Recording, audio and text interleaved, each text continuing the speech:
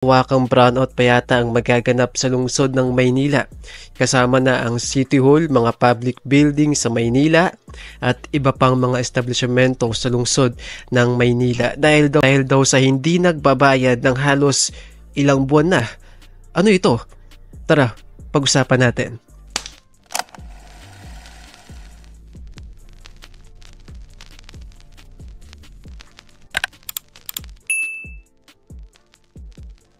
What's up sa inyong lahat mga kaparing? Bago tayo magsimula, don't forget to like and subscribe. Ito, pag-usapan po natin galing po mismo kay Mayor Isko Moreno, 'di ba? Kung saan, ito po, even ang City Hall po ay nakatanggap ng disconnection notice na galing nga po sa service provider dahil nga po merong hindi nabayaran o hindi pa bayad, no?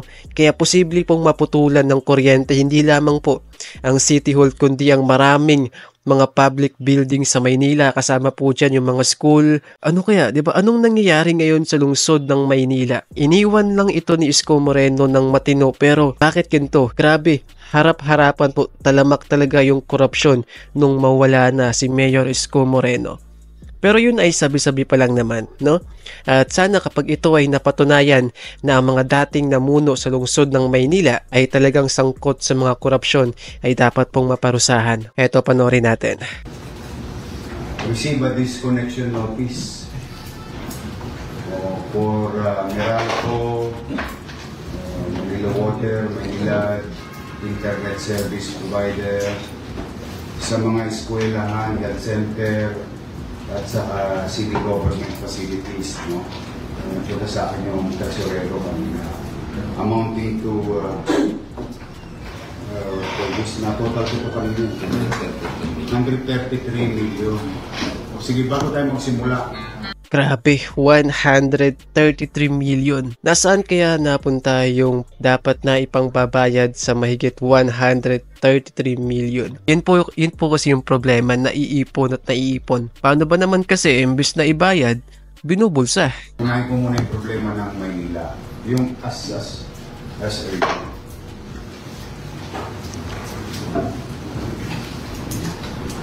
Matagal na pala kami hindi nagbabayad sa inyo.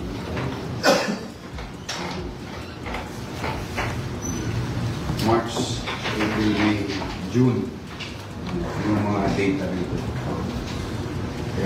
Alam nyo, siyempre, hanap buhay niya yan. Ayoko naman pakialaman ng hanap buhay niya. At may mga tao rin kayong pinususweldo, pag ang hanap buhay niyo tumatakbo ng maayos, yung mga taga-empleyado ninyo, makakapagsweldo rin ng maayos. Hindi na to politics. This is not about who to blame and what to blame. Reality check na to ng financial mismanagement, grave financial mismanagement ng gobyerno ng Manila at kinabutan ko. They can claim whatever they want to claim. They can create issues that they want to protect themselves, but here I am before you, telling you the real score. Pagkatapos dumating yung disconnection notice nyo, dumating na rin yung singilin ng BIR, amounting to 300 million.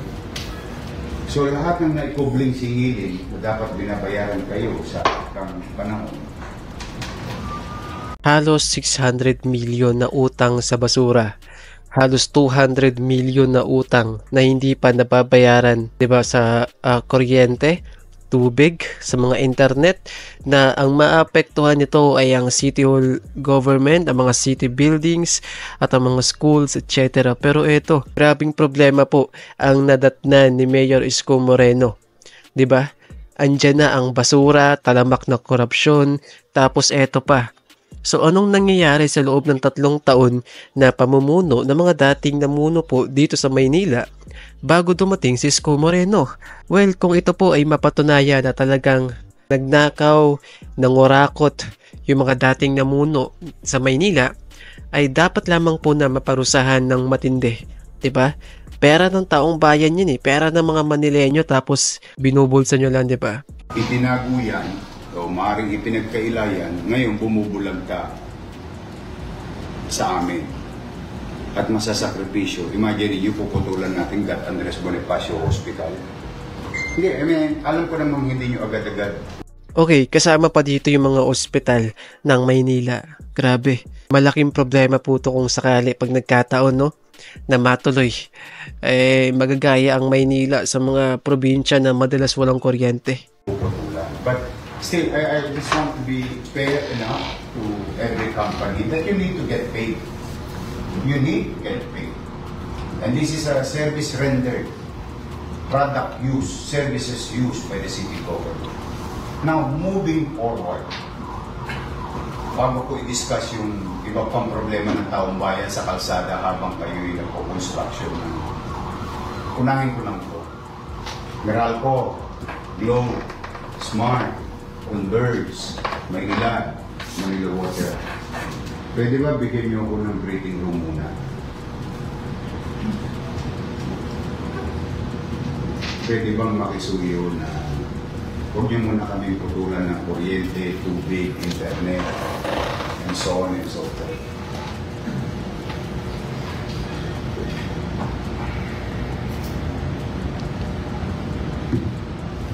Tingnan mo lang tingnan niyo ako mga 2 months kung makakapag-update. Hindi ko kaya bayaran bigla. Pero kung makakapag-update ako within 2 months, matitiis niyo ba? Grabe po talaga kasi mga kaparang isipin po natin to 10 billion po ang utang ng Maynila na inabutan ni Isko. Ang daming problema po ng Maynila tapos eto puputulan pa ng tubig, kuryente, internet. Grabe ito mga kaparing, dapat po talagang managot yung mga dati pong opisyal ng Maynila. Ako sigurado po ako hahabulin po ni Isko Moreno yung mga dating opisyal ng Maynila from mayor to vice mayor, congressman, etc. Panigurado hahabulin at hahabulin po ito ni Isko Moreno. Diba? Kasi napakalaking pera po ang nawala sa Maynila. Napakalaking pera po ang ninakaw. No? Kung ang pagbabatayan natin ay ang mga report, diba? Gaya nga po nito, 600 million na utang sa basura, 10 billion sa kabuuan, diba? 200 million na utang o hindi pa nabayaran sa mga electricity, water, internet, etc. and so on, diba? Kaya ito, panigurado, hahabulin at hahabulin po ito. 2 months being paid. Ayusin ko lang yung fiscal problem. Kanina nakakita na ako. Malaki magiging savings ko kasi yung sinabi kong 1,500 JO, maliit pala yun. 5,931 nowhere to be found JO. So, pag yun, hindi ko na-renew na ang June 30, yung iba doon, may savings ako. Tama ba? Siya namang ibabayad ko sa inyo, pangako ko sa inyo. Huwag nyo nang putulan yung eskwelahan, ospital at mga pasilidad ng pamahalaan. So now, I'm begging you, pleading as mayor of the city of Manila, aasa sa amin ng tao. Aasa sa, wala na ibang asa ng pamilya. Pwede ba makisuyo, pagbalik ninyo sa mga boss nyo? Bigyan nyo lang ako 2 months muna. Pagka hindi ko kinaya, sasabihin ko rin naman sa inyo. Pag nakagawa ko ng paraan, hindi ko na kailangan sabihin sa inyo, mararamdaman nyo rin naman. Dahil mag-update kami ng bills na. Pwede ba ipamitingan ninyo sa inyong mga boss nyo? I mean, sa mga boss nyo. It's not a rhetoric question. It's really a question. Yes, who is from Meralco? I know you cannot answer directly to me now because you have bosses.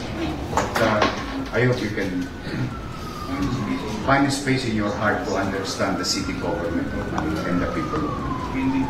PLDT. Sure. Yes. We'll do the station. Okay. Smart. Glow. Yes. Yes. Magbabayad ako, huwag yung galala. Hindi ako manunubad. Maniwala kayo sa... Dahil talaga, gawin ko ng paraan niya. Maynila.